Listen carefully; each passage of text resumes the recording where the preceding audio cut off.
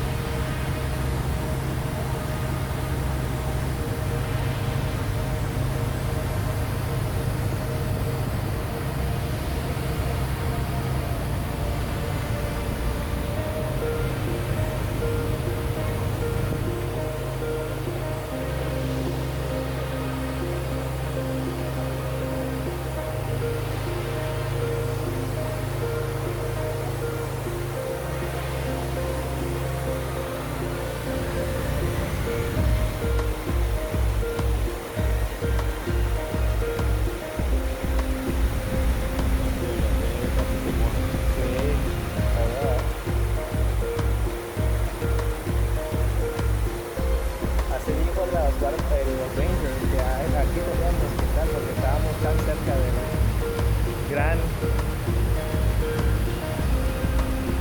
waterfall.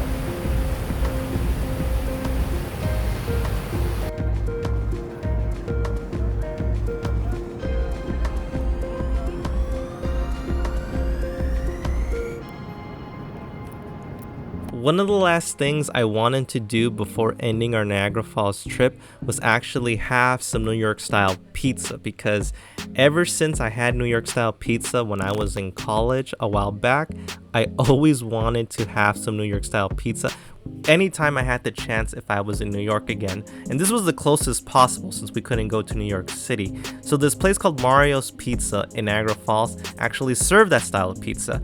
So we actually decided to have some, and let me tell you, it was one of the most delicious pizza that I had on the trip, because it was a lot of food that wasn't available, especially restaurants that weren't available, but this was the best thing to eat. So that actually capped off the last thing we did in Niagara Falls trip, and all that was left was to take in the scenery.